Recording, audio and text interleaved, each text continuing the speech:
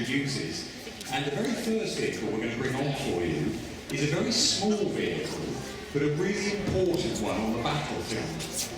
In this day and age, even when we've got satellites in the sky, unmanned drones, aeroplanes, all sorts of ways of gathering intelligence, before any armoured force commander is going to go and send his tanks off into the attack, he loves the idea of having someone on the ground up ahead of the main force, telling him exactly what they're seeing and what's going on.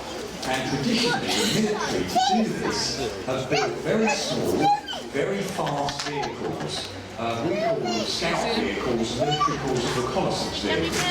And this particular one coming on now, this is called the Ferret Scout Car, and it was introduced to the British Army just after the Second World War.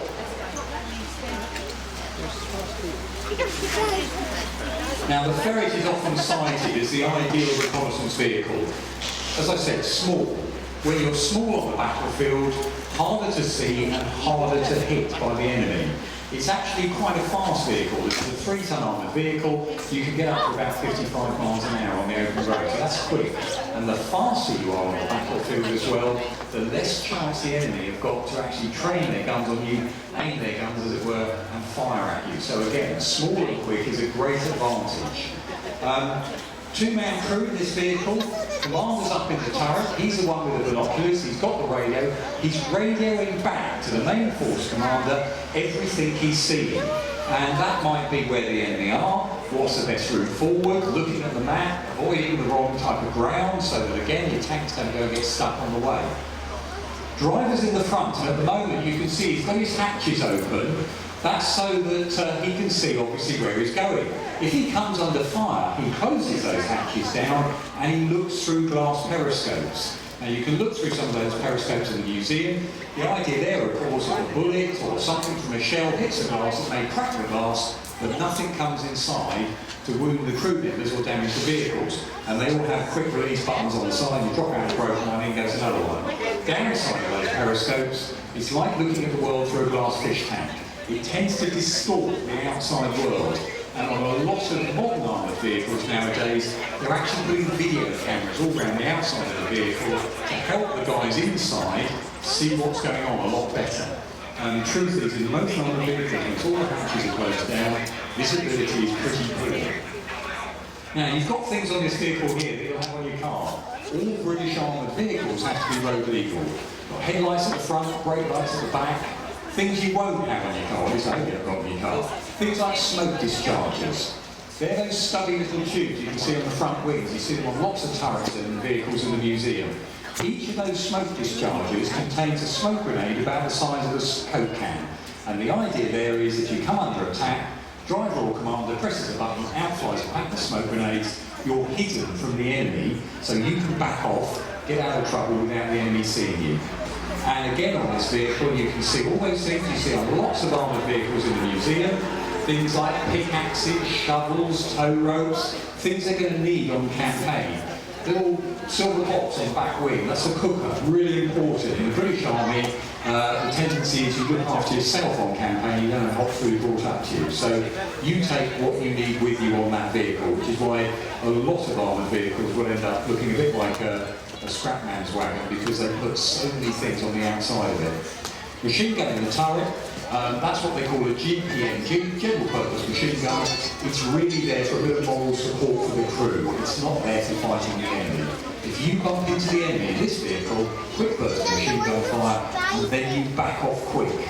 You've actually got 5 reverse gears as well as 5 forward gears to get you out of trouble. Last thing you want to be doing is meeting an enemy tank coming down a narrow sunken lane and you faffing around doing a 3-point turn. So they can whack it into reverse and go just as quickly backwards as they are forwards. So the machine gun there, as I say, it's not really for doing the major fighting, that's for the tanks coming up behind you. You are information gathering all the time.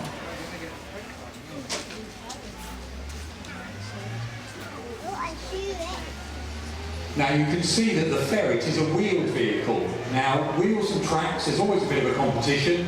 Wheels tend to be quieter than a track vehicle, but even today they can't go to quite the same places as a track vehicle can go to. Tracks tend to be noisier, and in the British Army we've often had a debate, do we want tracks or wheels for reconnaissance? When the ferret came out of service, it was replaced by a tracked vehicle, something called the Scimitar, or it used to be Scorpion. Still in service to this day. We're having a new vehicle coming soon, and that also is going to have tracks on it. So that debate goes on all the time. What's the best for the world we're trying to do? So that was scouting, that was reconnaissance. The next vehicle coming on, this is for carrying soldiers forward into battle. So they call this type of vehicle an armoured personnel carrier. Now if you see our First World War trench display, you can see those very first tanks rumbled forward at about 3 miles an hour. That was marching pace. They were crushing down the barbed wire and letting our soldiers follow on to get in the German trenches without getting held up.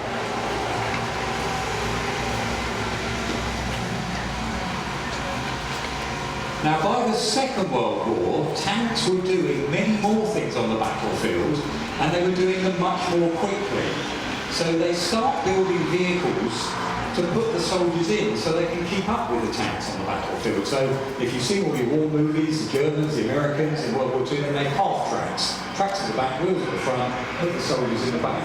And then by the 1960s, when this vehicle was built, pretty much every army that built a rocking great big tank built a box on tracks to put the soldiers in to carry them forward.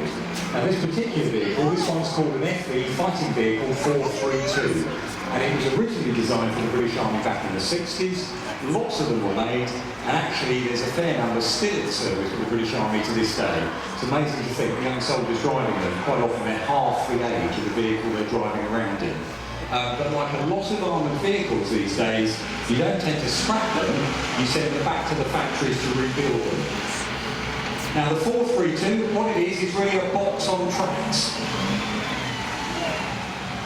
And in the back of the vehicle, there's 2 bench seats down the sides, and that's where we carry the infantry. Now in the back of this vehicle, we've got some volunteer infantry that are going to give you a wave now. We've given them a helmet, we've given them a gun, and we've given them a uniform. And the volunteers, a bit later on in our display, are going to show you how a vehicle like this might be used in a combat situation. Now you can see in the front of the vehicle, the driver's got the big square hatch, he sits next to the engine, that's next to him. Again, if he comes under fire at all, hatch closes down and he looks through a periscope to see where he's going. Again, he's got one of those seats, you put a lever on the side and the seat drops down, so he's lower. Commander sits behind him, he's got the round hatch, and again, sometimes they mount a machine gun there, again for putting what they call suppressing fire down on the enemy. Keep the enemy soldiers' heads down, while your infantry in the back go out the back door. That's called debussing, and they finish the attack on foot. They don't actually fight from inside the vehicle. So the military, because this is a delivery vehicle, they often call them battle taxis. It's for taking you across the battlefield to where the fighting is, and they finish the attack on foot.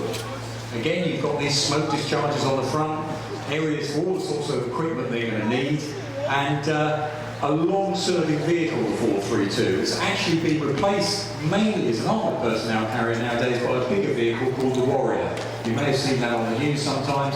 That's what they call an infantry fighting vehicle, because it's got a turret on the top and the soldiers can actually fight from inside it. Much bigger, much more powerful vehicle than the 432, much faster as well, because again, quicker you are on the battlefield, less chance you're going to be hit by the enemy. And the Warrior's actually got his engine is a starter motor from a destroyer, so it belts that vehicle around the battlefield really quickly.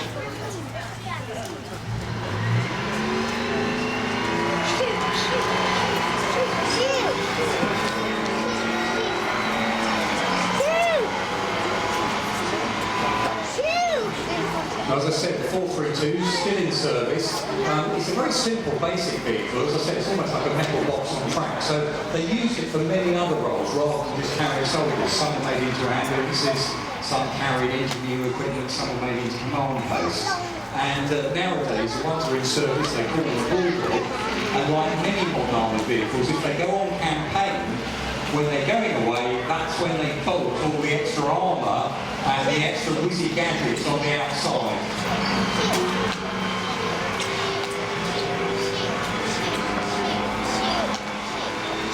When the vehicles are being used just for training, they look much more like this one, which is slightly bare. All those extra things only go on, and the military calls that Theatre Entry Standard, TES. It means putting everything on it ready to go into the theatre they're going to fight in, and that only happens at the last minute. Again, because some of that equipment, of course, is top secret. They really don't want people to know what's all there and how effective it is.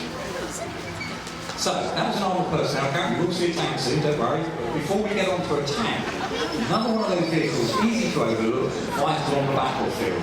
This next type of vehicle coming on, this particular one is called M548, Model 548, made back again in the 60s for the Americans. Lots of armies still use it, and this one was used by the British Army in the First Gulf War. This is what we call a supply vehicle. Again, military, they tend to call them logistics vehicles. And this is so that you can get all those supplies an army's going to need right up to where the fighting's going on. You know that the army's got lots of big beefy trucks, but if your tanks are across the battlefield where only a tracked vehicle can go, you're going to need a vehicle like this with tracks on it to take those supplies forward. So think of it as something like a Ford Transit on tracks. It's there for taking all the supplies you need right up to where the fighting, where the tanks have got to, with their own tracks. Now, what we've done with this 548 and a number of others that the Army gave us, we've actually put bus seats in the back. So if you fancy having a go at what it's like bouncing around in the back of a tracked armoured vehicle, this will be running from the far corner of our arena, down the corner there, till about 3:45 this afternoon. So if you fancy having a go on that, that's where you go. Health and safety again, I'm afraid to say, you've got to be over a metre tall to have a go in it. Good example of how a tracked vehicle works. We all see tracked vehicles driving around, but we actually know what's going on. The whole idea with the tracks is you lay down your own roadway, that's a track, you bite into that roadway with the toothed wheels. There's the one on the front. They're the only two wheels on a tracked vehicle that are powered by the engine. They bite into the roadway and they pull that vehicle along the roadway. The wheels that are resting on the ground, on the track below as it were, they're just spreading the weight of that big heavy vehicle over the ground. And the wheel at the back is just keeping the track nice and tense so it doesn't flop off. So you lay down your own roadway, bite into it, pull yourself along, you pick it up behind you and throw it forward again. Very, very simple system. Whole principle, spread the weight out over the ground. And we've got a little vehicle in the museum called the Scorpion-like tank. Some of the older blokes here may remember that was the Action Man tank. That vehicle, the ground pressure beneath the tracks of a Scorpion was less than the ground pressure beneath your foot. And famously in the Falkland Islands, one of these Scorpion vehicles drove across a frozen bog, tank sat on the ice, no problem at all. As soon as the commander jumped off the side, he fell straight through the ice in the bog. And that's how clever tracks are at spreading the weight out of a big heavy vehicle. Driver in the front, two sticks in front of him, he doesn't have a steering wheel. If he wants to turn left, he pulls back on the left stick. If he wants to turn right, he pulls back on the right stick. Come to a dead halt, both sticks back together. What that's doing is each time you pull back on one of the sticks, it brakes the track, it slows it down on one side, and the other side keeps going and pushes you around the corner. There's pros and cons to that system. Downside, a bit like driving your car, putting your foot on and off the brake all the time, you are going to wear out your brakes very, very quickly. And that's why when you see a tracked vehicle drive around our arena here, they don't tend to go in a nice gentle curve as they go around. They go a straight line, pull on the stick, another straight line, another pull on the stick to change the angle of the vehicle. So it's like going around the corners like an engine or 50p piece. You don't go smoothly, and when you do turn, by the way, the rear end quite often kicks out. So watch it if you see any vehicles on the roads around here and think you're going to overtake them. If he decides to turn left or right, he'll knock you in the ditch and you won't even know he's done it. So give them plenty of room. They should be ships. Wow.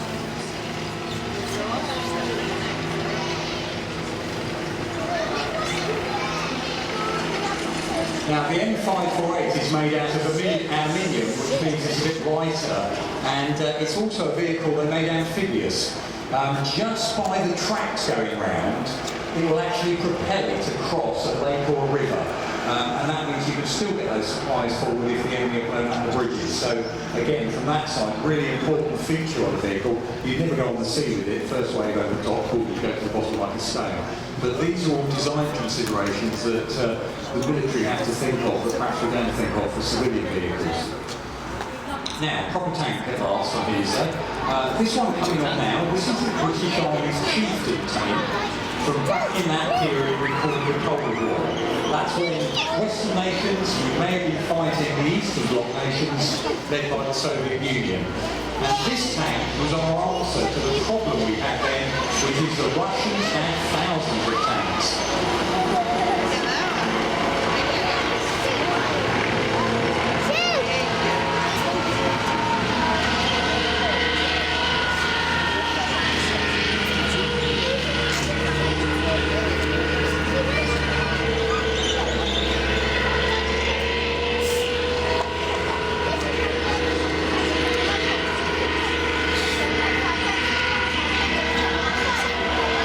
The team that designed the Chieftain tank, many of them had lived through the Second World War, seen service in tanks then, and the British Army after World War II said we're never going to war again with a tank that is outclassed in armour protection or by gunnery by the enemy. We were fed up of being knocked around by those big German tanks like the Tiger, the Panther, the King Tiger.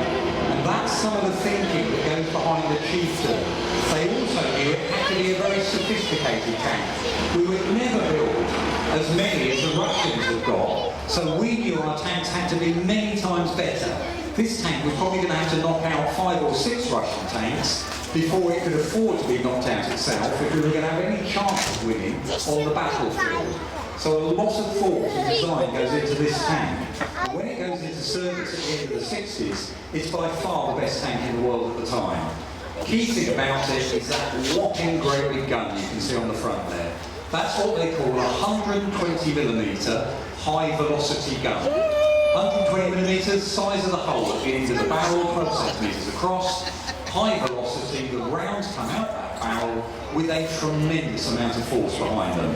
In fact, when the round leaves the barrel, it's one of the fastest things on Earth. Now to fire that gun, we've got 3 crew members in the turret.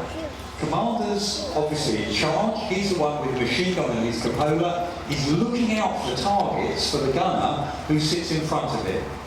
The gunner is the one who's actually aiming that massive great gun. And through its history, it had different sighting systems. Towards the end, you had laser sights earlier on, and with most tanks, you also just have that old traditional crosshair sight as well, in case anything goes wrong. But the gunner, once he's on the target, he's got a little pistol grip that he pulls, and that fires the gun.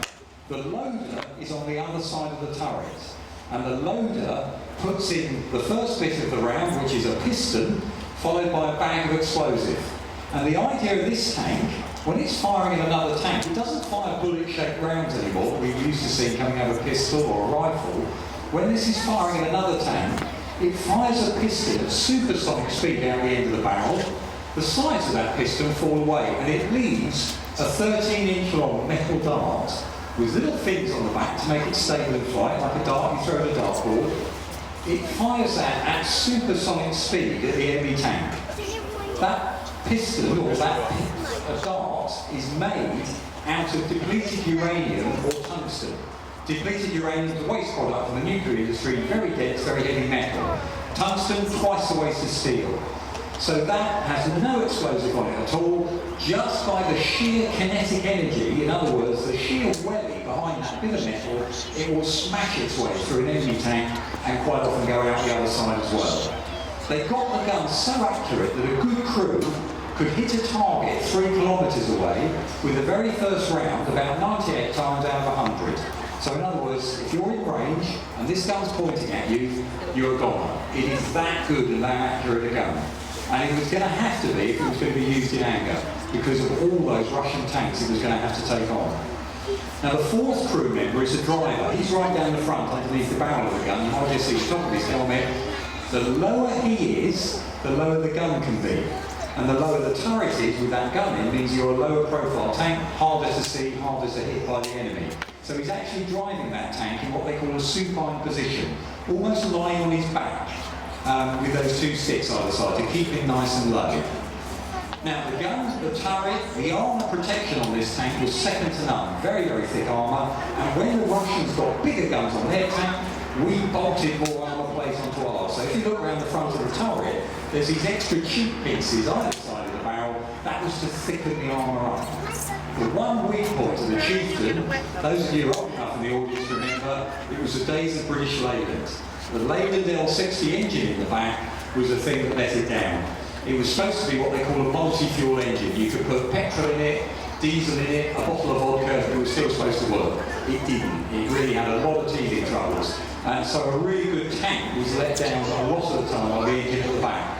And when countries came to buy the Chieftain off of Britain, mainly from the Middle East, they insisted it had a new engine in the back to improve its performance. So a really good tank. And amazingly enough, it's probably one of the most successful tanks we've ever built in Britain because it did its job and it never had to fire its gun in anger.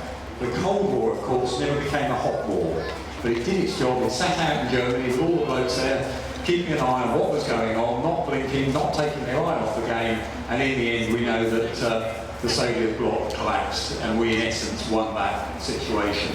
So a very successful tank. Now the driver's going to drive off now and you'll be able to hear, you can hear that engine note that a Chieftain tank has. So what the tank is taught to do is use the landscape all the time to hide itself from the enemy. You're going to hear it coming, but don't let the enemy see you. That's the important thing to the last possible moment. So as an effective tank commander, you actually keep the tank hidden behind landscape features, sunken roads, behind the tree lines. You only reveal yourself at the last possible moment.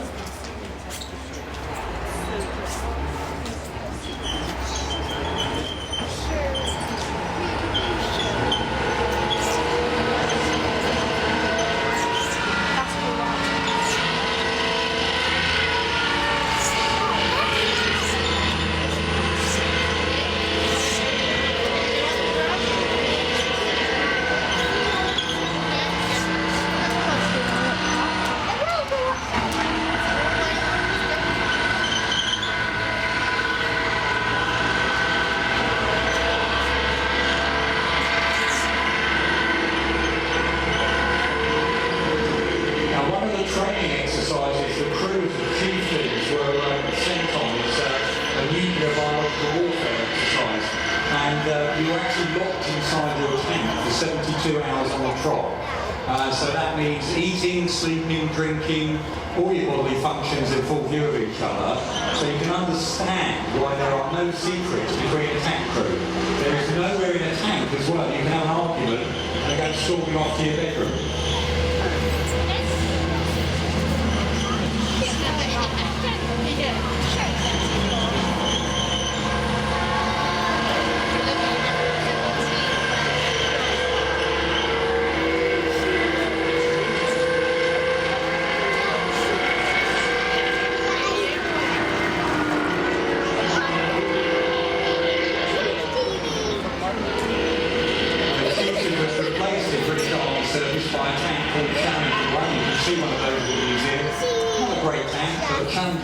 Much better tanks, the one that's in service now, and those modern tanks, they're different to Chieftain as a generation. The guns are very similar, but the armour on modern tanks, certainly the British ones, is now not great lumps of steel like we see on this one, but a laminate. It's a clever mixture of ceramic, rubber, various other things that are sandwiched together, and for that thickness and weight, they are much, much better protected than the equivalent in steel. So modern tanks, when you look at the outside, you think they're all metal. In fact, you're looking at the skin, and under that skin is all the new special secret armour that's in there. Right, so I've waffled on for about 25 minutes now, and you're standing there with wet feet and getting a bit cold and bored. So, this is a bit you've got to wake up and join in, and I'm going to test you to see if you're paying attention a bit earlier. First things first, are you all on holiday? I am boring, but I'm not that boring. Can we do that again, please? Are you all on holiday? Thank you. So, I want to know about it, because these are the baggies, all right? Come on, you must make the right hand up. Right, here they are. Right, a nasty lot of Mauritanians, okay? Now, Mauritanians, not only are they fiercely ugly, they're quite clever. They're like a lot of countries now. They don't make their own tanks. They don't buy them from someone else. This tank they've got here is a really good tank. It's a tank the Germans made when they're allowed to make tanks after World War II. The Germans said, no, we're not going to build a big heavy tank again like the Tiger or the King Tiger. We're going to build a fast tank. So they've got a thumping great MTU diesel engine. You can hear it rumbling away here. And they put it in the tank and make it really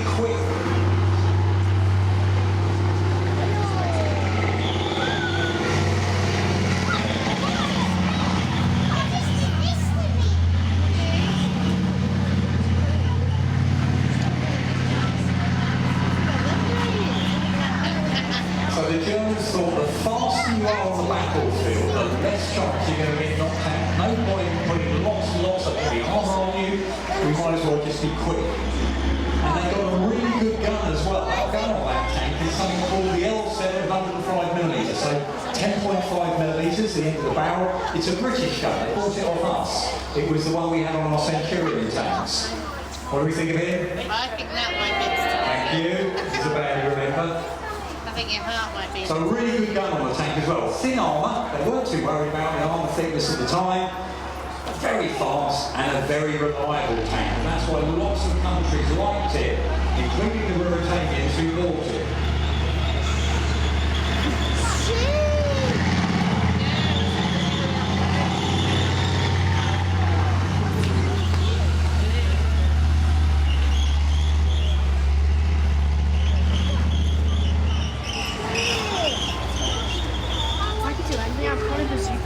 Now, it's taken him his time, but I think he's actually found the mound at last, the Mauritanian commander, and he's putting his flag up. What do we think of that? Thank you.